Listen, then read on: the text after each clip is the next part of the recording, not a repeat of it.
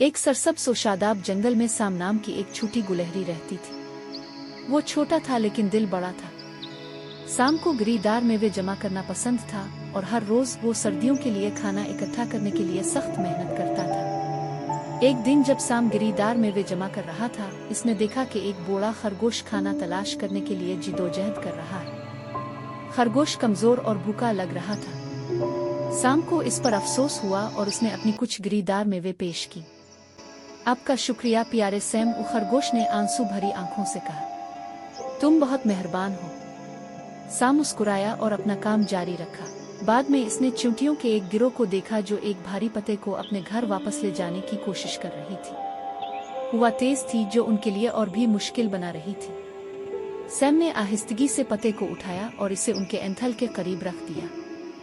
चींटियों ने खुशी से कहा, तुम बहुत मददगार हो सैम। शुक्रिया। जैसे जैसे दिन गुजरते गए साम जरूरतमंदों की मदद करता रहा। इसकी मेहरबानी की खबर पूरे जंगल में फैल गई। एक दिन खौफनाक तूफान आया। तेज हवाओं ने दरख्तों को हिलाकर रख दिया और बहुत से जानवरों की खुराक खत्म हो गई।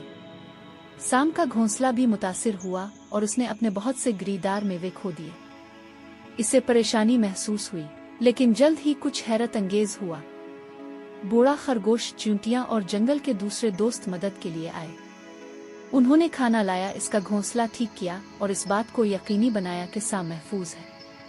तुमने हमारी मदद की सैम, अब तुम्हारी मदद करने की हमारी बारी है, उन्होंने कहा।